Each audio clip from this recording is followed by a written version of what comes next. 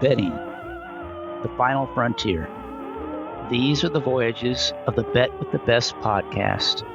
Its mission is to explore better ways to bet on races, to seek out new, successful players, and to boldly go where no podcast has gone before. The Bet with the Best podcast is sponsored by Amwager, an ADW built by horse players for horse players. Speed, power, and ease of use are at the core of Amwager. The platform is packed with features including live video, race replays, conditional wagering, and true odds, a predictive estimate of the off odds that will give you an edge. Amwager gives players the information and tools they need to quickly make anything from a win bet to a complex structured group of pick 5 tickets using the ABC strategy. With a rating of over 4.5 stars on Google, Amwager is a favorite among horse players. Sign up now at amwager.com to take advantage of the simplest sign-up bonus in the business, a 100% first deposit match up to $150. If you want to bet with the best, then you need an edge. You need Amwager. Welcome to episode 45 of the Bet with the Best podcast. This is a special re-release of part 2 of a 2-part episode from last year when we discussed how to handicap and bet on the Kentucky Derby with Kentucky-based professional player and author of the excellent book Betting with an Edge, Mike Maloney. Welcome back to part 2 of episode 25 with Mike Maloney, where we're talking about playing the Kentucky Derby. In part 1, we covered in detail aspects of handicapping the race and identifying where your opinions were. And now in part 2 with Mike, we're going to talk about how you turn those handicapping opinions into good bets on the Kentucky Derby. And I will pick up the interview where we left off now with Mike and I talking about the Kentucky Derby. So now we spent the first part talking about handicapping. Now I want to talk about how you take those opinions, and let's see, ideally for you, you found 1 or 2 horses you can key on. You've kind of sifted through the rest of the field and identified the horses you might want to use underneath and exotics, and maybe even a few that are big prices, chaos horses you talked about. So now let's talk about how you bet it, and I want to kind of talk about several of the different ways you could bet, and I want to start with the win pool. That one tends to be pretty unique in the Derby. You can get some really strange prices on horses based on their names. What was it, My Boy Jack or some horse went off at 5-1 one year in the Derby, where he looked like he's 25-1 on paper. You seem to get that every year, a dollar bill or patch or whatever it is horse. So you can get some crazy win odds. And it's that 20-horse field we've already talked about that kind of distort what fair value would be relative to what you're used to. So how do you attack that win pool given that and given, kind of typical opinion you'd have going into the Derby? Well, I agree with you totally on the public tends to get off on some kind of tangent and overbets usually just one single horse for some reason. And it's usually a horse with a name in it that's a common name. There are usually 2 scenarios that will lead to a win bet in the Derby for me, and in many years I will not make a win bet, but I'm looking for a horse that I have identified as by far the most likely winner. And if I get the right price, might even just be 5-1 on a horse that I am, totally convinced that they're the horse for that Derby. I have to factor in the 20-horse field. Yes, I have to do a lot of thinking before I make that bet. What odds will I accept? Not a lot of bouncing around at the last second usually in the Derby odds. It can happen once in a while, but you get a pretty good idea what you're going to be dealing with, which is rare in American racing. You do have the Mattress Mac factor that he may come in, but you normally know what horse he's on anyway. It's normally not the one I'm on, so I'm insulated from that most years. But I pay attention to anything like that might affect the odds. I'll if I'm convinced enough that I'm getting the right value, I will go ahead and make a win bet on a horse, even if it's the favorite. The other likely scenario for a win bet for me is the horse that I, through my studying, have found what I think is some hidden angle or hidden to some degree that's going to offer value, and he may be 20 to 1. I will, make a win bet in a certain scenario there, knowing that maybe I have a horse or two rated above him as far as actual chances of winning, but the price is just going to be good enough that I can't live with myself if the horse pays $45 and he was my third choice, and I knew he had upside to where he could outperform that possibly. So those are the two most likely scenarios where I would make a win bet. All right. Would you ever bet more than one horse? Say you had two of those 20 to 1 shots that you thought, just the same thing you just described, but you had two of those. Would you ever consider betting both, or would you choose one? Or I'm just curious how you'd handle that, because this is maybe the one time you might consider that, in a 20 horse field. I don't, just personally, doesn't mean it's right or wrong. I don't think I've ever done that. If I were, if I saw more than one horse that I was interested in that, in the long shot realm, I would probably be more inclined to get into the horizontals and try to get live to both of those horses. I wouldn't have any problem using multiple horses in the Derby in the picks, even in the short pick, like a daily double or something.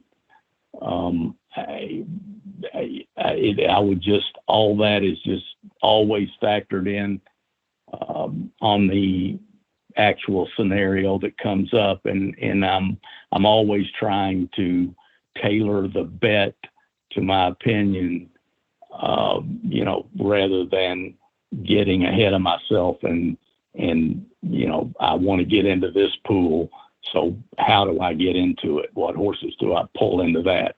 I'm always just trying to handicap the race, look at the board, and say, how can I take advantage of what I see that's out of line on the board? So it sounds like you don't play two horses to win, but you might be keying those two horses in vertical or horizontal plays, or using them anyway. But it doesn't sound like you'd ever be playing, at least unlikely that you'd play more than one to win in that scenario. Yes. Okay, so what about place and show bets? A lot of people never make those. I'm included in that. But in a 20 horse field, on like a 20 to 1 shot, you might get a pretty nice place price. Is that something you would ever consider, or is it, I'm not sure. Do you ever play place and show? And are you more inclined to do so in the Derby than you would be normally? Yes, absolutely. I don't play a lot of place and show, and in my normal horse play, most of that is done. Almost all the show betting is done like in some type of parlay situation, and I don't do a lot of it. The place betting, sometimes I'll factor that in. I don't like to bet the place, but in certain situations, I've learned that I will dabble in that during the normal racing day. As far as Derby weekend, one of my favorite things to do is to play a place or show pool and I will vary the place or show bet. I'll determine that on how I see the race and how I see the particular horse.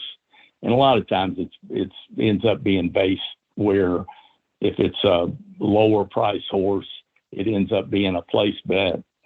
And if it's a longer price horse or it's a really big field, it might be more of a show bet. And sometimes I'll even bet half the place and half the show. But I'll usually start out on sometimes anymore. I even start out on Thursday on Thurby, and I'll start out with a smaller denomination and try to get something started on the cheap in my mind, a place show parlay where I will try to, that will carry over.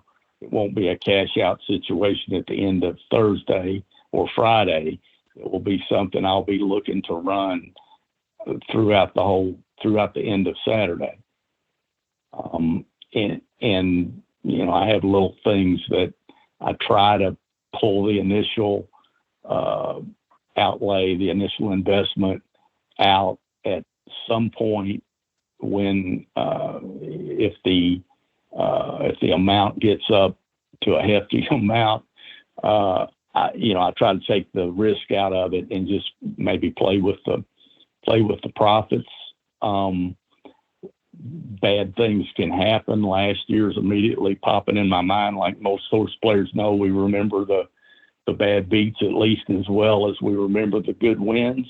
I had started last year on Thursday and Friday with better than normal success for me, and had a substantial sum going into Derby Day. I hadn't attended the Derby in a lot of years, and a good friend offered me a situation, seating situation I couldn't pass up. So I rode on a bus with 30 other people up with him, and we didn't get there until midday to actually get to Louisville. But on the ride up, had my phone on, and I get to watch my whole parlay go down in flames on Good Night Olive to place. So, and if you remember anything about that trip, it was very not a good trip. To watch. Yeah, no. It was not a good trip.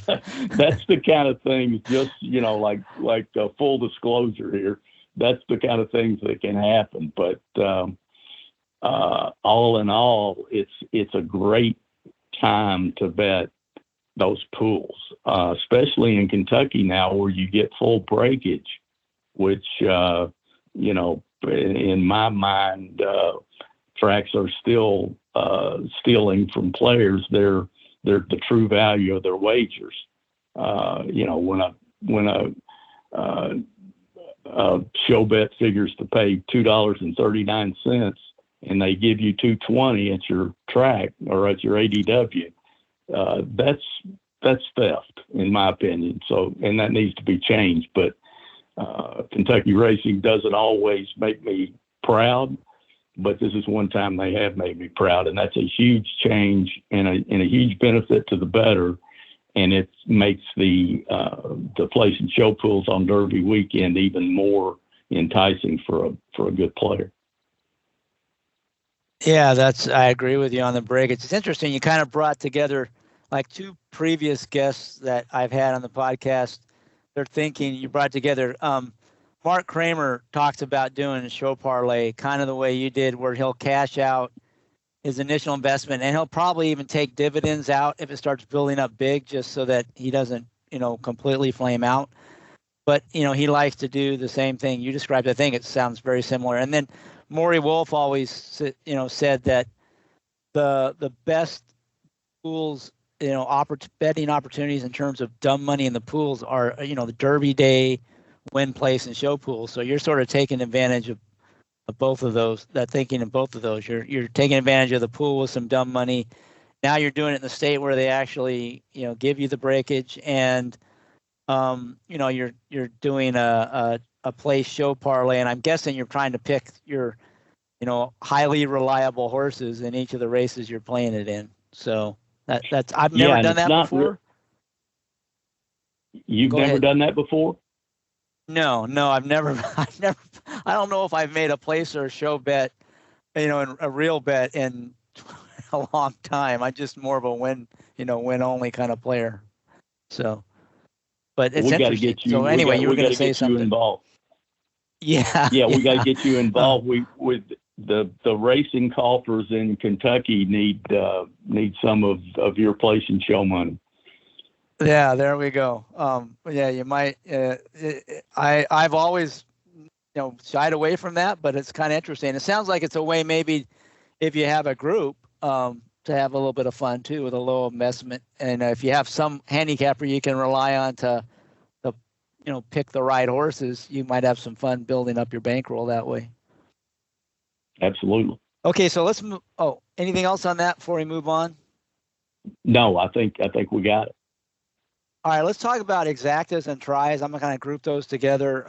You can separate them out if you feel like you want to. But, given your typically you'll have one or two horses you can key and some other horses you want to use underneath. How do you structure your tickets on exactas and tries for the Derby given that 20-horse field? One of the things that just pops in my head real quickly, this is just in the case that that I get live in a big pick into the Derby. If there's a horse that I'm really concerned about, that maybe I don't have covered, or I only have it covered for the minimum, and I'm going to make 10 or 20 or 50 times more if my top pick comes in.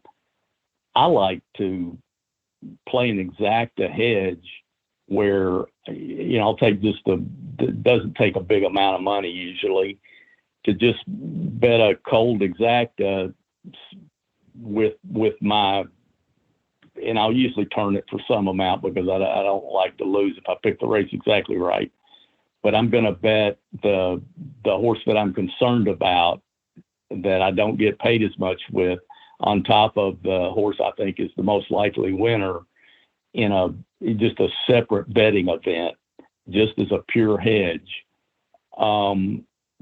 With the theory of, the first thing people say is, well, what happens if your horse doesn't run second and the long shot wins? Well, it costs a lot of money. It costs more money to hedge in those ways. And I'm not a big hedger to begin with. So if I hedge, I want to do it on the cheap. And I can do it on the cheap by taking that exacta. And my way of thinking is, if the horse that I'm invested in and is my top pick and is my key horse in these scenarios is not good enough to run second, then I was wrong anyway. And I can live with the loss, or I can live with only cashing the minimum denomination in the pick. So I want to make sure I understand what you're saying here. Yes. Okay. So you've got your key horse. It's probably not a big long shot that you're live to going into the Derby. It's your main horse you're leaning on. But there's a horse, maybe even two horses, but one horse, more of a price that you're kind of nervous that, man, if he wins, I get knocked out and I don't have anything. So you're saying I could bet him to win, but he's maybe 15 or 20 to 1. That's a lot of money to hedge, relative to what you could make on the pick. So I'm going to just play an exacta with the horse I've got live to underneath. So if I was right about him, but he does get, nailed by this long shot, I can, with a relatively small amount, still make a decent score. Is that kind of what you're talking about? That's exactly it. And it's amazing in my experience how many times that has saved me from like a brutal beat. It still may be a brutal beat, but it's good psychologically. Maybe I just get, maybe I'm live to a $100,000 pick six. if I can hit a cold exacta, and I'm not just trying to talk big numbers. It doesn't matter. The numbers are all relative to what you're investing. But for whatever amount, if I'm live to a pick 5 or a pick 6 or whatever, and I can get 20% of that potential payoff if the long shot beats my preferred horse, then that takes some of the sting out. Sometimes I've gotten 50% or more back on that hedge. So it's just a relatively inexpensive way for me to take the most likely bad beat out of the equation, or at least to soften the blow of that bad beat. This is something I think, a little aside from the Derby talk, but it's something that's really valuable for horse players.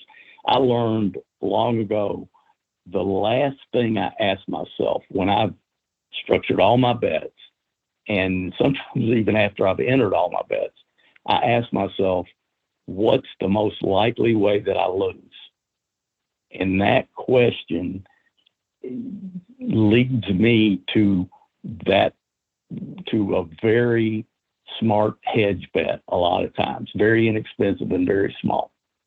And I don't, well, why didn't that occur to you, when you were going through your bets? Well, you're structuring all these bets. It's the last thing you do after you maybe even entered the bets, and you look at the board and you have all the information that you're going to have before that race runs. And if you're investing a substantial sum of money in that single race, or you have substantial payoffs that are on the board on the will pays, it's just a good idea for me in practice to ask that question. And it's kind of amazing what your brain will tell you, how often that might actually happen, that one single cold number that your brain gives you as the most likely way that you could lose. At least that's the way it's worked in my personal experience. So just wanted to mention that. Yeah, it's interesting. It almost makes you think maybe that should be your primary bet. Yeah. I know it sounds a little counterintuitive, but it's not my most likely scenario at all. It's that, a lot of times, maybe I need to give a little example to make it make more sense. Sometimes it's that horse that I know everything on paper says should be 20-1, and I look up and he's 8-1 for average connections or bad connections, and it just doesn't smell right. The sixth sense in your brain is kind of saying, you're looking at what's out of line here, and that's what's out of line. So, it even includes things like that. Yeah, I like it. I like it because it makes you break out of your normal mode of thinking, right? Like you said, you get locked in. If you can do it, it might be hard to do it mentally, but if you can step back and say, all right, where's this most likely to go south? And then if you can identify that, and like you said, do it in a way where for a small amount, you can still cover yourself. That makes sense. I think the key part is, you're still not discounting your main opinion.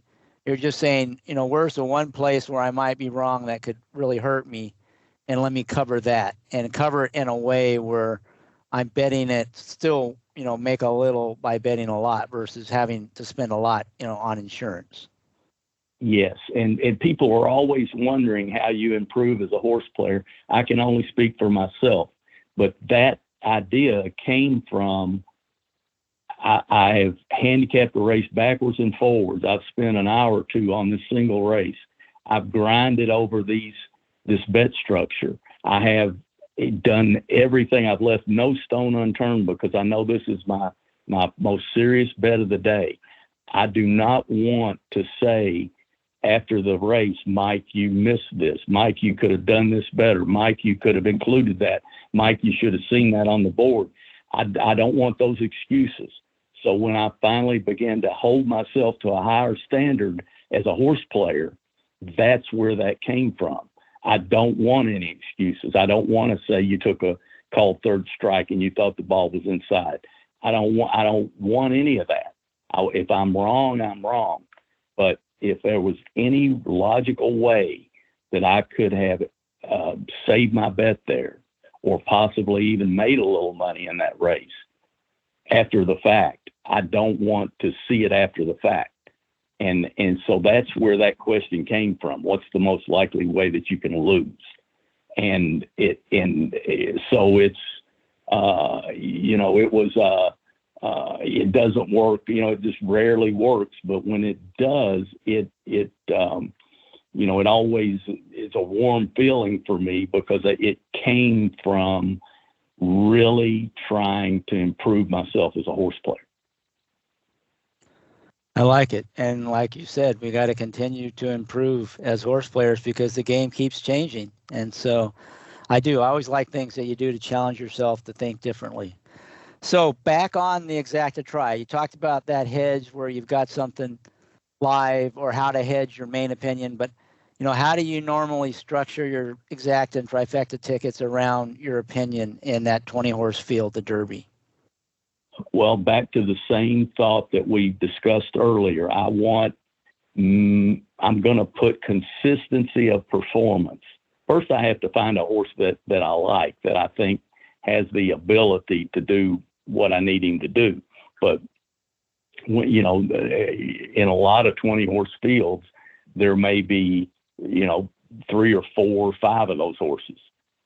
But I'm going to pay less attention to the actual price. I don't want to take I'm not going to take a dramatic underlay, but I will sacrifice a little bit of value consciousness in favor of consistency and liking where this horse in his form cycle, and liking maybe the even though the trainer may not be the most high profile trainer, liking, seeing a correlation between where this horse is in his form cycle and how this trainer brings his horses along, that those are in agreement, that they're both telling me the same thing. So first I want to believe in the horse that I'm keying. Once I settle on that, then I'm looking for value in the inclusions with him. So I'm not going to, the objective at that point is not, I just want to cash the ticket. The objective at that point is, okay, I found the key. Maybe I gave up a little value there, but now I'm going to demand the value on filling this ticket out, especially if it's an Exacta. If it's an Exacta, the value has to be there. In a try, I need some value. I'm probably, because these key horses tend to be on the lower end of the price spectrum. So I'm looking for value. Every horse I'm going to include in every spot in the try is not going to be absolute value versus, his win odds on the board. But I am, here's a scenario. Maybe I key the one horse. I think that's the most reliable horse. I'm playing Exactas with 220 to 1 shots. And that to me is, I think we talked in our previous podcast, I want to use the lowest variance bet to try to lock up the value in that race. So if I see value in 220 to 1 shots, that's what the Exacta is going to be for me, is saying, if I get exactly what I want here, I'm going to make sure I catch it. I'm going to make sure I don't miss the third slot of the try. And I don't want to use all. So when I have the opportunity to lock it up in the exacta, then when I go into the tries, some of the try bet may be a slight hedge against that. So I might play a ticket where I have the one horse that's my key with marginal contenders that could possibly be of no value, really, no extra value on the board, have them in the second slot with my 220-1 shots in the third slot. So, I've built a scenario using exacta and try pools. Then I might come back and play what I call as a kill bet, which means if I'm absolutely right, I want to crush their souls, as JK says. So I might just play the horse that I like, the key horse, over the 220-1 shots and dare them to let that come in. Well, that's not going to come in very often. But when it does, I'm going to make a year right there. And then I'll flip that because it's going to cost very little to put the key horse in second. And for some little token amount, I'll even put the key horse in third with those two, because I don't want the 220-1 shots to run first or second and my key to run third. And the try is going to pay off the planet and me not to have anything. So I'll do a little of that. Then I'll have the key getting beat by horses that, like I might call jump up horses that I don't really like, but off their best race or off a certain pace scenario, they could possibly win. Or their trainer is on fire that weekend. I don't really like the horse, or the jockey's on fire. And I just don't want that to happen. So for some small amount, maybe I'll even put them on top of the key horse with the 220-1 shots third. Things like that. And that's just one example. And there are probably 100 different little techniques that I'm going to use. And I'm just going to decide which technique to use based on how I handicap the race. So it sounds like for the exactas, you want your key horse, and then you're looking for value in the exacta. You're not going to play the key horse with horses that you don't think are adding much value in the exacta. But then when you move to the try, it opens up an extra spot, and you might slide into that extra spot some other horses you think are contenders that don't necessarily add value, but you're going to make sure you have your 20-1 shots in there with your key horse in some way. And how you structure that could vary a little bit, but you kind of open up that one slot for some other horses in the try. And you're going to have some where it's just pure kill shot with your value and your key horse. And then you're going to have sprinkled in various combinations with some other horses, but you're always including at least your key horse is always in there somewhere, and one of your value horses is always in there somewhere. Is that fair? Yes. Summary? Yes, because that's the only way I'm going to, really pull any value out of the race if I'm keying a lower price horse. So what if you have two key horses? The two are about the same that you think are very reliable. How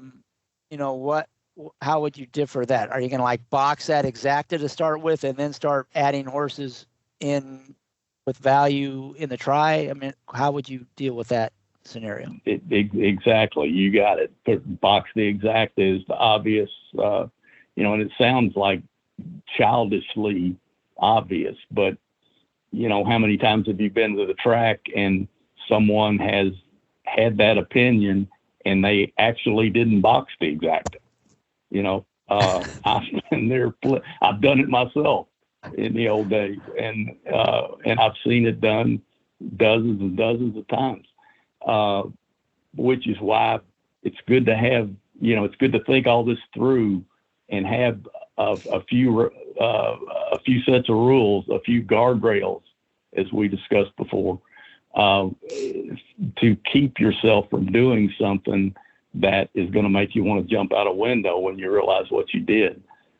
Yes, that's exactly what I'm trying to do. If I like two horses, and even if they're both big prices, I'm gonna box those horses in the Exacta. I may pick out the one that I slightly prefer and make a win bet on that. I'm probably going to, if we're just talking about the verticals here, I'm going to try to be as inclusive as possible. Like even in this case, I might go for the lowest denomination, like we were talking about a Derby. I might go for the lowest denomination and try to use everything that could stand up in the lowest denomination trifecta, with my two horses in every try position, with every even marginal contender that I had left, just for the lowest denomination to start out my betting process, thinking that, okay, if I'm right about the basics of this race, if these 220-1 shots really are live and they both run, and any contender I have runs, splits them, or comes on top of them or whatever, I'm guaranteed to cash a ticket, which is going to be a monster for any amount, if, given that scenario. So that's the first thing I want to do, is take away the chance of me using all the horses but not getting them on the same ticket kind of idea. And then I'll go from there, and I'll try to press my actual opinions. And, maybe the horse that I'm the most afraid of, I might play it over my two long shots in Exactas, or come up with a try scenario where I hedge a little bit. But I want the bulk of my money. If my opinion really is that these 220-1 shots are both going to hit the board, then I want the bulk of my money bet with those 220-1 shots both hitting the board. I don't want to be afraid to win.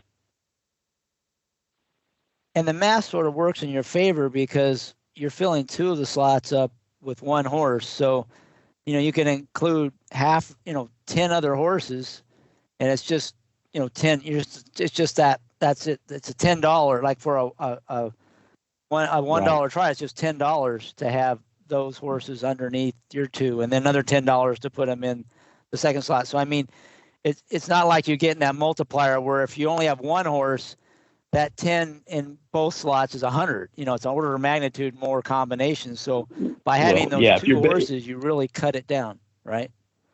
Yeah, I think if you're betting a dollar try, it would be $20, like a position like that, if you're using 10 others. But because you'd be using your two on first and second. But right.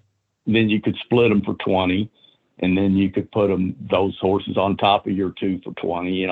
So you start out with $60, and then I mean, I don't know what the on Derby Day, there's just no real limit to what something like that can pay if you're right in that scenario on that day. So it's it's just the kind of situation, if I were, if that's a regular racing day, and it's a 8-horse field somewhere, I might not take that approach at all. But on Derby Day, the last thing you want to do is be right about those two keys and miss. So that kind of leads us. Anything else on the exacts and tries before we talk about the super, which I think that's where the math really gets big. And you've got to manage that, and the $1 minimum even forces you even more so to manage things. So anything else on the try or exacta before we talk about the super? No, I'm ready for the super if you are. Yeah, this is one of my favorite bets of the year, is the Derby Super, because of the $1 minimum, the large field. I really do think how you bet it is like much more important, or than always talk about how the betting is just as important as the handicapping. But in this particular bet, I think the betting's more important than the handicapping. How you structure your ticket, and you're one of the best at doing that. So I'm really want to hear about how you go about trying to tackle that $1 minimum super on the Derby. Well, first of all, it's a different animal, and I like the bet also. I'm like you. It's a challenge, and it's kind of a unique challenge for us. I think it's the only time we play a $1 minimum superfecta with a 20-horse field. So unless we're venturing to another country to bet or something, and my approach is I think you have to. You just have to take a unique approach to this bet. Even if you're betting a substantial amount, my opinion is you can't. It's a low profit or a low ROI thing for me to try to bet 3 horses in the first slot and 4 horses in the second slot and feather that on out, adding horses as you move into lower positions. Number one is it's going to cost a tremendous amount of money. And number two, when you get into those third and fourth spots, especially the horses that, if you think back over the horses that run third and fourth in derbies, could you really have included those? That's what you have to ask yourself, that in that framework of a ticket. It's very hard. I mean, maybe you're an exceptional handicapper and you're really on that day, or maybe you just get lucky and it comes right. And that's great if it works for you. A lot of this stuff that I'm talking about are things that work for me, and it may have to do with my style of handicapping. So another person's style of handicapping, the type horses that they include and the type horses that they eliminate, my style of bet structure may not work as well for that person, just because they're not approaching the handicapping part like me. Whether their way is right more often or my way is right more often. It doesn't matter with the handicapping. It's that the bet structure maybe doesn't match up properly with the handicapping. So I want to preface all this by that. But the way that I'm going to approach the dollar superfecta is I just have to be willing to be wrong. I just have to get bold. And the boldness comes from at least 2 keys and sometimes 3 keys. So I'm almost always asking 2 horses in a 20-horse field to run in certain positions. And most often the framework that I use is my very top pick, I'm asking to be first or second. If he's not first or second, I'm out. And I'm also asking another horse to maybe run in the top 4 slots. And if both those things don't happen, if horse A doesn't run first or second, or horse B doesn't run in one of the top 4 slots, then I'm out. And I have to be okay with that. Now, maybe, what happens a lot of times is I might still catch an exacta or a try possibly, through some other technique. Maybe I don't catch anything. But in order for me to be able to bet the super the way I want, I have to have at least 2 keys. And that frees me up in that 4th slot. I can include, some borderline horses. I can move my second pick that I'm using just to hit the board. I can put it in 4th and use some crazy horses 3rd, where if something runs in that I had a hard time seeing, I want to give myself a chance to catch that. If the crazy Dallas Stewart horse runs in, third especially, I want to try to be there if I can. If the Crazy Dallas Stewart horse runs second, then that makes it harder. But maybe if my key horse wins and my second horse runs third, then maybe I give myself a chance to catch that.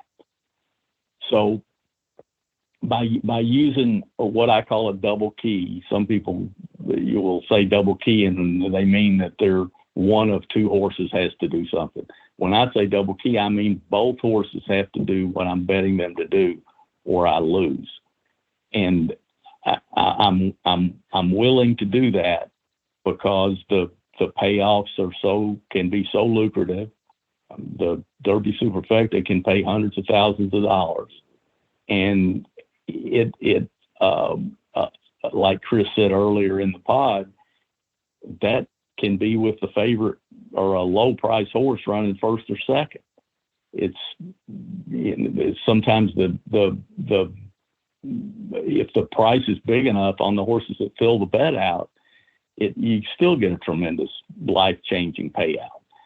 So that's the idea. And sometimes I can even go like for some, maybe I bet half my money the way I just described, and maybe I come back and bet the other half or some other percentage of my money that I'm going to bet into the Superfecta with three horses running in. And then I may be able to include nearly everything except like the horses I'd be eliminating at this point would be the worst speed horses. The speed horses I think that are going to try to run early and then just get eliminated. I might be throwing them out. But in this triple key, I'd be using probably everything else in fourth and in third. And I'd be using some crazy horses in second in those tickets because it's not that expensive because three of the four slots are keys. So different techniques like that where I'm trying to keep the overall amount that I'm going to bet into the Superfecta. I have to keep that under control. But I want to come up with creative ways to allow myself to use chaos horses, especially in the third and fourth slot. And the best way that I've found to do that is just go with 2 or 3 keys and be willing to lose if I'm wrong. And that gets to your point of those 2 or 3 horses. You're looking for those. You're not worried about price. You're looking for horses that are reliable and, the ones most likely to run well, and hit the board. That's really what you're focused on in those keys, right? Exactly. And sometimes some of these key horses that I'm keying to just be in the Superfecta are, fairly big prices. It's not unusual for me to be keying a horse that's 20 to 1 or more. It's just that I see what I want to see in him, and I think he fits the scenario, and I'm willing to roll the dice and hope that he's able to dink in maybe third or fourth, even though he might be beaten 6-8 lengths or more. Right. It's almost like you have like a primary key and then maybe 1 or 2 secondary keys, where the primary one you're sort of focused on maybe the one top 2 spots, and your secondary keys, you're filling out the underneath parts. But you might really lean heavier in terms of like one of those is the one you're putting on the top of the ticket for the most part. Exactly. And like you said, it's kind of like the math and horizontals. If you're only spreading in one race, you can be pretty liberal if you're like singling all the other legs. If you're spreading in 2 races, again, you can be liberal, but now, the multiplier effect comes into play. You're kind of doing the same thing as Super. If you have 3 keys, then you've only got 1 spread leg. And like you said, you could like even hit the all button if you wanted to, because it's just all times, you've got those 2 horses, especially if you're like keying one of them on top. it's not that expensive to include a lot of horses in the one leg. If you have two legs, you got to fill out. You got to be careful there because now that multiplier effect comes in. Even if you took out half the field, and even if you had 10 horses in that, 10 in both legs, still 100 combinations, right? So, it sounds like though, if you're doing a 3-horse key, you're probably not going to leave much out of that 4th slot in that your super run in that case, right? It's going to be close to an all. Exactly. That's when I just described there where the only horses I might be throwing out, and maybe I shouldn't even do that, but that seems to be something that you can get away with in the Derby is the worst of the speed horses, tend to just be hopelessly beaten in a lot of derbies. So that, those are the type horses that I'm leaving out. And like you say, I'm including horses in the triple key that I would never be, I would never think it was wise probably to include them in the double key, but I couldn't afford to even if I wanted to. Yeah, and in that triple key, so in the 4th slot, I could see being real liberal. In the 3rd slot, are you still kind of trying to use them all in the 2nd I'm slot trying to too? use that. Probably in that scenario, I'm using, at least as many in the 3rd slot as I am in the 4th slot. And here's the reason, because if in that scenario, if that comes my favored horse over my 2 next keys, I'm going to crush that trifecta. So right. What I definitely don't want is to run 1st, 2nd, and 4th and have a horse run in 3rd that I don't have, because then that wipes me out of everything. So, and that's a good point. No, yeah. Go ahead. So Sorry. I'm just, you're right. That's a point that I've got a couple of scars on me somewhere is how I got to that point. That happened to me, and I'm not super sharp, but after a while that hammer hits me a couple times in the head and I figure out a way to get my arm up before it comes down again. So that's all that is. It's just,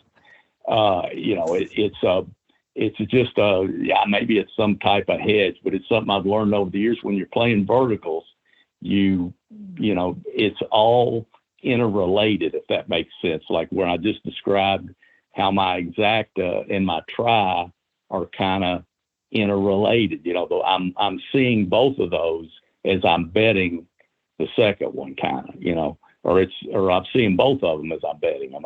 I have a plan of, who to include and how to include that meshes together.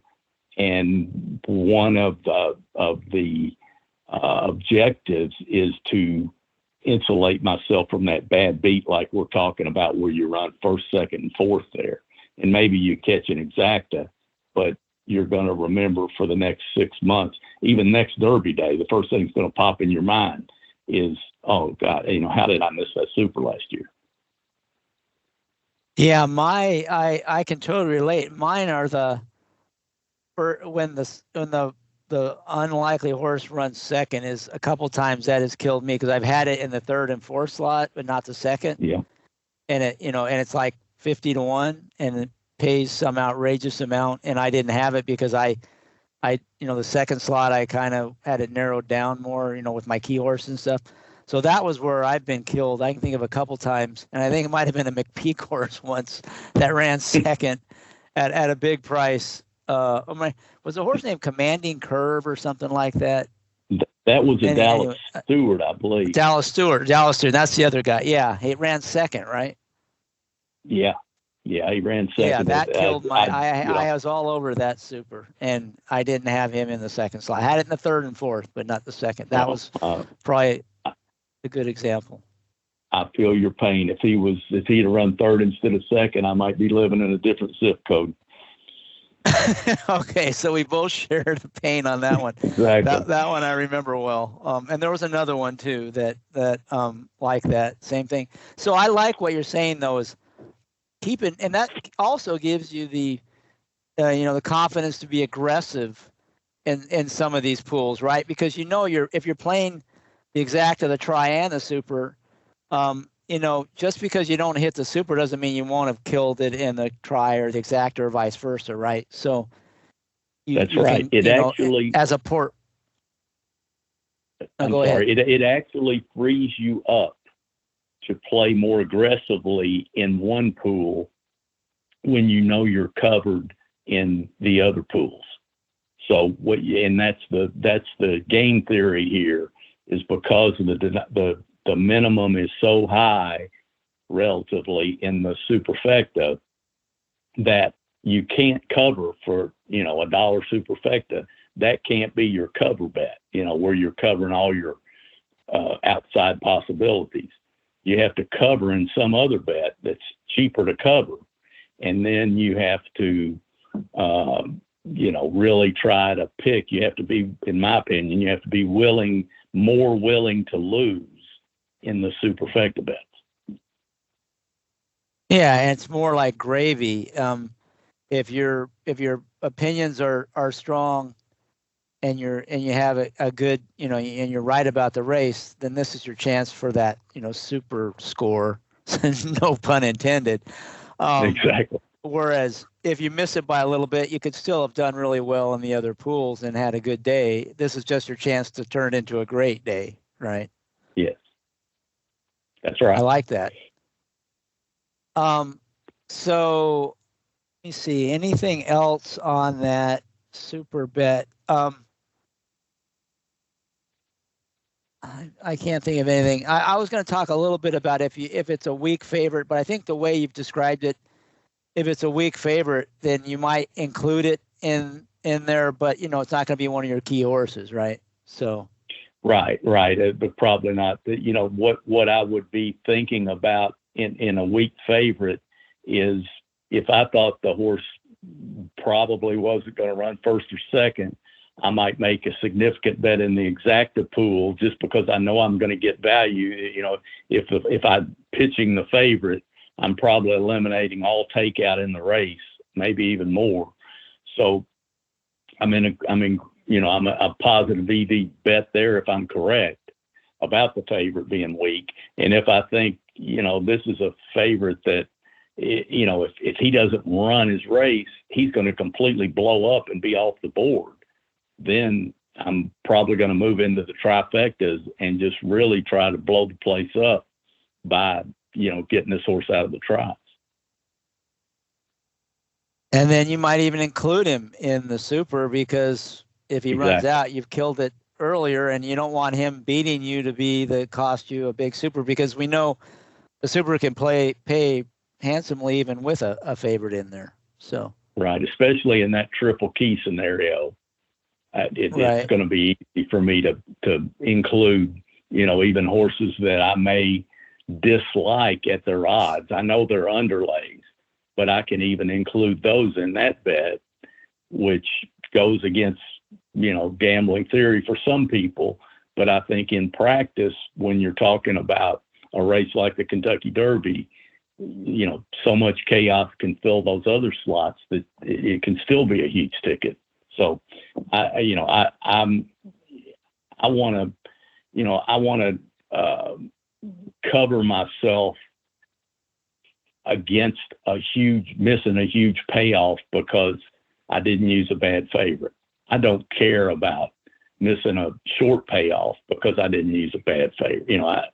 I don't, if I like the second and third choice, that doesn't mean I'm going to go, I might move into a Exacta or something and just, take what I saw as clearly the next two horses against the favorite. But, if we're talking about the superfecta on Derby Day, you don't want that bad favorite to run second or third and just, you eliminated him partly on ego, and then they hang it up and it paid $50,000, Right, and that can happen. And we've seen that before, where especially if the favorite runs second or third.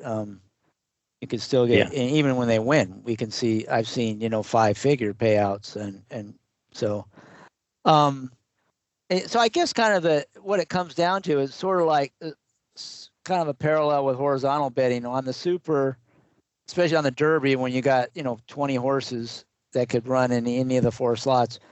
The key is really in the horizontals usually you need to have a few singles to lean on, and in the superfecta you're saying you kind of need at least 2, maybe 3 horses you can lean on to make the math work in your favor, right?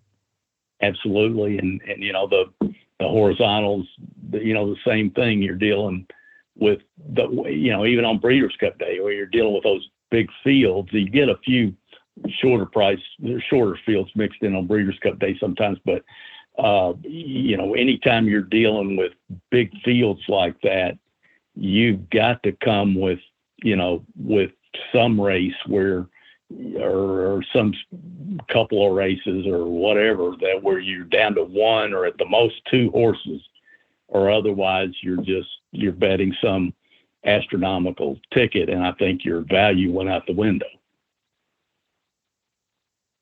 So that's a good lead into the last topic, which is the horizontal plays. It sounds like you try to get live to some horizontals to your key horses in the Derby.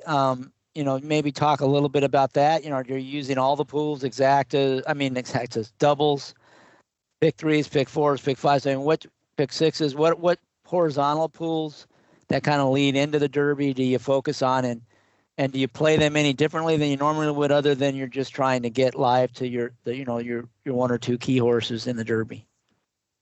Yeah, the first thing I'll do is let's use a scenario where I like a horse in the Derby that I've identified my clear most likely winner, and I like a horse for the horizontals. In that scenario, I'm going to go back to the pick 6, and I'm going to start with the pick 6 and just look at what my opinion is of, let's say, the first race in the pick 6. If I have a strong opinion in that race, or if I have a, let's say, solid opinion in that race, then I'm going to try to put a pick 6 ticket together. If I don't, there are lots of years where I might just skip the pick 6 or make some token, like really, really small, almost action-ish bet, just to say I bet one, in case I was just like out of my mind right all day. But a bet that really doesn't even factor into the daily limit. And all I'm thinking there, if it's a wide open race and I got to use 6 horses in the first leg of that pick 6, that's, I'm going to tie up a lot of money. And I still don't, I even if I get through that race, I've got 4 other races I have to get through before I get to my Derby horse. So for me, that's a low percentage play. Yes, that could be one that could pay a lot, but it could also be one where you tie up a lot and you blow out in the third leg of it, and then you've kind of painted yourself in a corner a little bit. You've used a lot of your bullets, and you have nothing now, and nothing to show for it, and you have to restart in a pick 3 maybe. So you've really weakened yourself. So it's an important decision, and you weakened yourself in a race that you didn't like, which that's the part that I can't stomach about it. So I'd be willing to let the ego part of saying I hit the pick 6 on Derby Day, I'd be willing to forego that and maybe go to the pick 5. And, then I can get into a 50 cent scenario, and my coverage can be a little stronger. If I don't like either the first or second legs, if I don't like the beginning leg of the pick 5, then I'm not above going to the pick 4. And once again, making a 50 cent bet in the pick 5 where I'm just like, if if all my picks come in and I hit it for next to nothing, then great. But I'm not going to worry about it. I'll just put that little tiny ticket in and move, and then maybe I'll play the pick 4. Well, that would be really rare if I went past that. By that point, one of those first 3 races, I'm going to have an opinion in nearly every year. So at that point, I'm not going to try. It's not going to be like a vertical where I'm intertwining those exactas, tries, and supers to all try to the totality of all those vertical bets are giving me an opinion and a chance to score out and also a chance to protect against bad beats, all woven into those series of bets. That's harder to do for me in the picks. So I'm going to be real picky about, no pun intended, real picky about which leg I start my main bet in leading into the Derby. And there's enough money there Derby day. It doesn't matter. You can wait to the pick 4 and, you can still win any amount of money if you're right. So let's just say in this scenario, the pick 4 is what appeals to me the most. The first 2 races, I don't have a lot of opinion in the pick 6. So I started in the pick 4, and now I can generate a lot more power in those press tickets.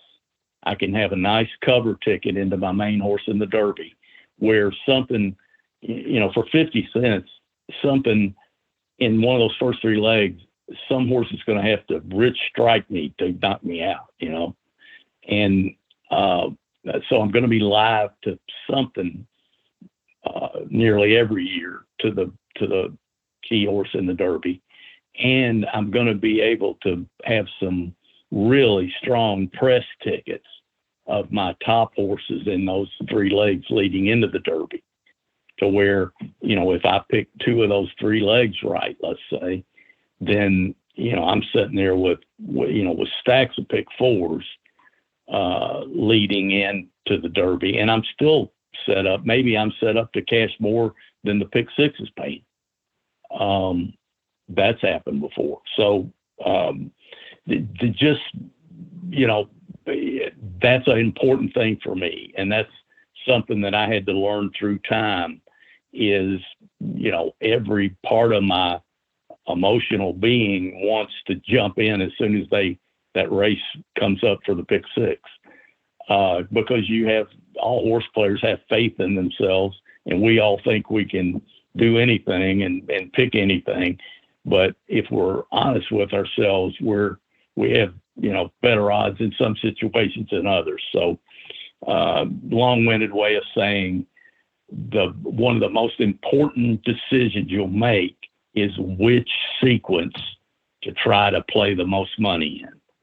And, I'm very careful about that on Derby day, and it varies, from year to year. And I always try to leave myself enough to where I can play a double if necessary, where if lightning strikes and I get knocked out by some horse that, maybe it's just the second or third choice, but I didn't like it and it beats me, where I have some bailout position where I can still try to get a double started and not be going over my limits that, and not be overweighting this horse in the Derby to the point where it overwhelms everything else I'm doing on Derby day. So I like what you're saying is you're looking at the sequence, but you wait until you find a race that you have an opinion on, and that's where you're going to start your pick. If you don't have an opinion in the 6, in the first leg of the pick 6, you don't want to have to spread in that and thin out your equity. If you don't like anything in the pick 5, if you do, great, you'll start there. If not, you go to the pick 4. Usually by then, hopefully there's one horse, you like that race, and that's where you'll start the picks.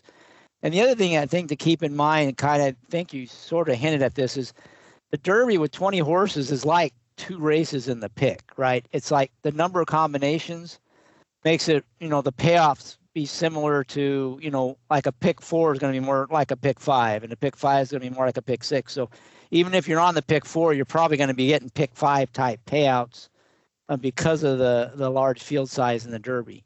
And you're kind of willing to sacrifice, keeping your money tied up in betting races you don't have strong opinions on, to wait until you get into the sequence where you actually have a strong opinion. Exactly, because what I have done in the past and what I still see people do is your opinion, your kind of target horse is in the Derby. And I see people bet they fire half of their bullets in a pick 6 where they don't have a lot of opinion, maybe in the first 2 or 3 races, or in 2 out of the 3 of those races. And, it's very easy to get knocked out. And now you've lost the risk reward is just not that great if you've lost 50% of your bullets and, you haven't even gotten to your key horse. That's just something, I think human nature leads you there, but you have to fight that. I think in gambling, your human nature and your human emotions are almost always wrong when it comes to proper gambling. So it's something to keep in mind. Another thing to point out is it just occurred to me that I've done this a couple times where maybe I don't like the first or second choice in the Derby. I just think it's totally wide open. But, there's some strong narrative about a horse or two that, this is a great horse. And I just don't see it that way. But I like the races that are leading up to the Derby. Well, that's a great situation to go, into the maybe the pick 4 or 5 and play lowest denomination, be selective in those races leading up, play multiple tickets to where if you're A's, if you can get through all the way, you have a bunch of horses in the Derby. If a B slips in on you, then maybe you have still your top 4 picks in the Derby. But that's a good scenario when you think the race is wide open, because if you get one $15 or $20 horse in those legs leading into that, and you get a bomb in the Derby, you're going to get paid. I mean, you're really going to get paid. So, that's another scenario that I use. It's not always like I love a horse in the Derby. So just another technique for dependent upon how you see the sequence leading in and how you see the Derby. Yeah, so that's if you want to fade the favorite and you don't have a strong opinion, you can still kind of leverage it if you have some good opinions in the legs leading up to it. Right, or at least give yourself a chance to get there, because if you're right about that ticket probably pays several times what a parlay will. That ticket could pay like your head's gonna snap back when you see the wheel pays and how much that's gonna pay if you get even one outside the box horse win in leading up to the Derby. And that's even better if you do like a horse that's not the favorite in the Derby, right? Because then you're more likely to be able to catch those prices leading up to it. Yeah, you're going to be, that's and that's kind of a fun scenario, because then you have multiple horses, and your main opinion is you think the favorites don't have to win. So then you have, maybe you have a fourth of the field or sometimes even a third of the field live. And, if you're right about the favorites not winning, you have a decent chance to cash for a big ticket. And that might be one where you could do a little bit of hedging if you get to that scenario where you're live to six figures on 5 or 6 horses. Right. Then you can, you Okay, can take the you can take the favorite beating you running second with the ones that are paying the most. Maybe you can take that bad beat out of the equation to some degree just by playing a relatively inexpensive exacta with the favorite over. Maybe if you have 2 horses that are paying way more than the others and you think they have just as much chance, maybe you put those on the bottom of the exacta to eliminate the possibility of your long shot horse that's paying, a new house leading by 2 at the 16th hole, and the favorite comes and nails him in the last step. Yeah, I could see that where that would be nice if you had that covered. Anything else on the picks?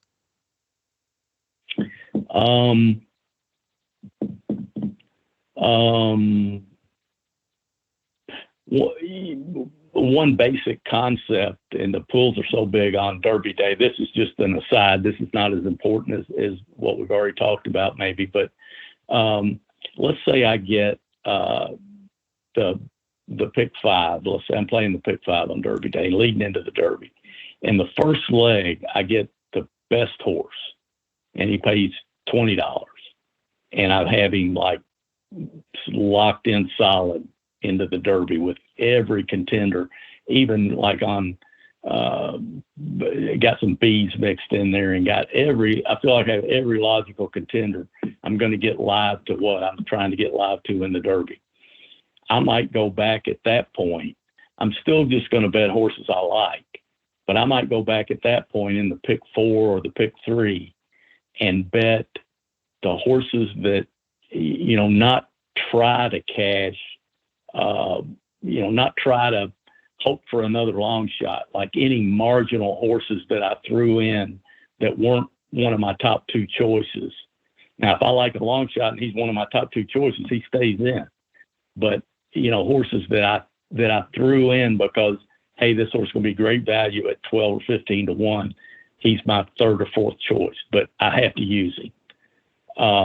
I might eliminate those horses and press my top 2 picks in the 3 races leading into the Derby. This is just me because what I'm trying to do there is I already have the price. I already have enough of a price that it's going to make the bet. I'm going to make a lot of money if I just cash this. But now I'm going to take a little bit of money and I'm going to press my very best opinions and they're whatever price they are, but they're normally going to be lower prices into my opinion on the Derby. So if I do hit, I'm going to hit them both. I'm going to hit the pick 5 and the pick 4, but the pick 5 is going to pay toward the lower end of the range of the possibilities of what I have live, of the tickets I have live at that point. And I'm going to, and what happens sometimes in that scenario is one of your top 2 picks wins the other legs. Maybe your horse wins in the Derby or your 2 or 3 horses or whatever you have. And yes, you cash a nice pick 5, but it's like if you were going to cash, it's the least one that could have come in after the first leg where you got the price. So I'm not going outside my top 2 picks, but I'm pressing that up to where if it comes completely logical into the Derby, I have a little extra ticket that doesn't cost a whole lot, but I'm going to have it several times, and it is going to sweeten that up a little for me. And then if I get beat out of that pick 4, really I'm hoping that I do, because if it's something I have, because if another horse wins and pays $30, then I know I'm really going to set up, and I'm not going to be concerned about the pick 4 if this pick 5 hits.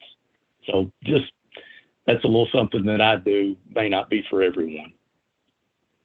And that's when you catch that price early, right? And so it's gonna it's gonna pay. Yeah, that's only when if you could have picked the horse to win the first leg, that it wins. That's only in that scenario. So you could have pressed it in the original ticket, but you might end up pressing a losing bet, and so this way you actually know that you can press it with a less amount, and like you said, if some of the unlikely winners come in that are big prices, then your original payout is going to be really big, and if it doesn't, it kind of chalks out more at the end. You'll have pressed that and still made a pretty good profit. That's kind of what you're thinking. Exactly, and I think we've all had that, the kind of the feeling of we played maybe $150 in a pick five, and after it's over, we cashed it, but we say, I could have hit that for $25. Right. It was like all my top plays. So you don't have it for you don't have it for $25. But if you come back with this, especially when you get that, you're in my way of thinking, I'm willing to let my third or fourth choice win one of those other legs now without me, because it's going to help me so much. It's going to help me exponentially in this pick five, and they're my third or fourth choice for a reason. I want to press my best opinions. Yeah, that's interesting. I haven't done that before. I'm usually going to press certain opinions in the pick five, but I can see where if you've caught that price, now it's cheaper to press, and you could still, like you said, come out with a pretty nice score, even if it gets kind of chalky after that, assuming you caught that price early. Exactly. Sometimes you might get a $2,000 pick five or a $1,500 pick five, and you look back and say, yeah, why didn't I play more in the pick five, is what you initially say. But then you say, it was either pick one or pick two for me in every race, but that's just, having that happen a few times led me to this. And I kind of like it because I don't feel like I'm giving up much. I am, if the pick five pays 20,000 and the pick four pays 4,000, you gave up that 4,000, but how much do you really care? But if the pick five pays 1,500 and your pick four you have multiple times and you cash out for another 3,000, it brightens your day. So that's my thinking anyway. Yeah, it's almost like you're cheering against your pick four. You are. I totally am when I do that. As long assuming as the right horses beat you. Right. Yeah, right. Yeah. Okay, anything else on the picks or on any of the betting topics? I think we're about through all the topics, except for one last thing I wanted to hit. But anything else on betting on the Derby card or the Derby, the picks into it or the horizontals? Just one quick thing about, there's so much, we all horse players anticipate the Derby so much in that weekend, and especially people in Lexington, Kentucky, but it's easy to get carried away. So it's important. I'm always stressing this, but it's important, more important than ever, to set a firm limit, have a plan.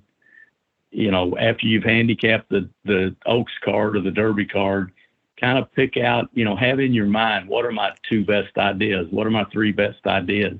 And that helps you to allocate your money properly throughout the day. You kind of have a game plan. So I think that's more important on Derby Day, Oaks Day, Breeders' Cup Day than it is any other time of the year.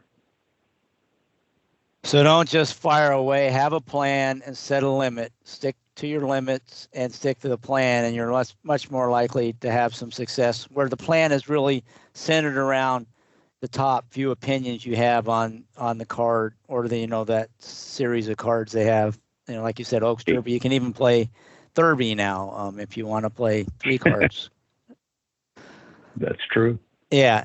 And that's good advice any day. And that's what we talked about quite a bit on the first podcast that we did. That was some of the best stuff you gave, was kind of how you plan out your day, and you set those guardrails and the limits. And, that's really good. That kind of discipline that helps you be successful long term and keeps you from, kind of going on tilt or becoming, the classic degenerate horse player that's just firing away every chance you get. Exactly. And unfortunately, it also, I'll just say this, there are times when you get out of bounds with some of that, and it can ruin the rest of your day. You don't want to come home to your wife or your girlfriend or your family or whatever in that kind of a sour mood because you're kind of ticked at yourself because of the way you handled it. The way to avoid that, or the most likely way to avoid that, is just to think about it ahead of time and have a plan, and kind of have an idea, a plan. I don't know if that rings a bell with everybody, but kind of think about, these are the 3 target races for the day. And I want to make sure if I'm operating with $500 and target race number 3 is the 13th race, then I want to make sure that I have $200 or $300 for the back end of this card, even if I don't cash a ticket early. And very few people in practice will do that. That's why your friends are always asking you for money by the 8th race. The old saying around the racetrack, as long as your friend has money, you're never broke. That's right. Okay. Well, I like to end on a positive note, and not that we've had anything really negative here, but a big score on the Derby. Share maybe a memorable score. It doesn't have to be a big score, but a memorable Derby score. And I'm sure you've had some. Just maybe share one of those with the listeners. Given that you've been playing this game for a long time and you're based in Kentucky, I'm sure you got lots of stories, but maybe just share one of them with us.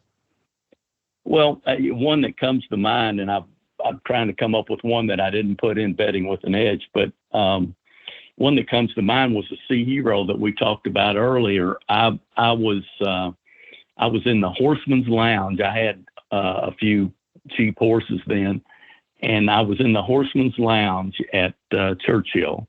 I parked probably can't do this now, but I came in the Horseman's Gate early that morning and parked in the Horseman's lot back by the barns, and actually walked over the same walk that the Derby horses do.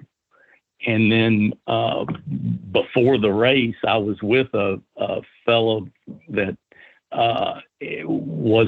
had been a bloodstock agent and knew a lot of people in the horse business. He had worked for Bunker Hunt for years.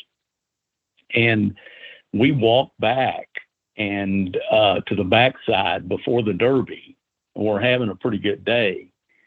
Just so I got to experience the walkover with the Derby horses, just to see what it was like, figuring that I would never have one, which turned out to be correct so far. So, then that was an experience.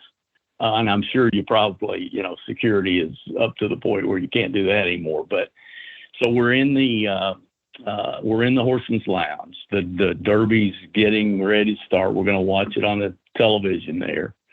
At that time, I was recording my trips into a handheld tape recorder that just used little cassettes. And I would watch the race, and I usually watch it outside with binoculars, but on Derby Day, we're watching it on TV. I'm calling the trips into the recorder, and the friend that I'm with, Joe, he has convinced me. Sea Hero is actually my second choice, and he has convinced me to, that it was raining that day, just off and on. And he's saying every drop of water that falls out of the sky moves this horse up another foot. Any kind of moisture that's in this track, he's going to absolutely love it. Well, by the time we go out and look at him in the paddock and so forth, and I move him into, my top spot during the day from second, Sea Hero. So he comes with his run, Jerry Bailey in the irons. I'm calling the race, something like the 16 is 4T, means 4 wide on the turn. The 12, 2T Vice, the horse is in a tight spot on the rail, or a path off the rail. And I'm trying to call 20 horses as they're coming around. And by the time the horses get to the 16th pole, it's obvious Sea Hero's going to win. And we're screaming into this tape recorder, jumping up and down. We've got picks live. We've got the Exacta. It was like my kill bet Exacta. We're going absolutely berserk. And he had not told me anything about this, but then he has a relationship with Mac Miller, and we walk back to the backside and are able to hear him talk about the horse and see the horse. And Mac Miller signed something for me, and it was just a really, it was one of the best gambling days I ever had. It was a great day getting to actually meet the connections, some of the connections of the horse, the groom, and so forth. And I kept that cassette for years in a move. Somehow I lost it, but 10 years later, I would put that.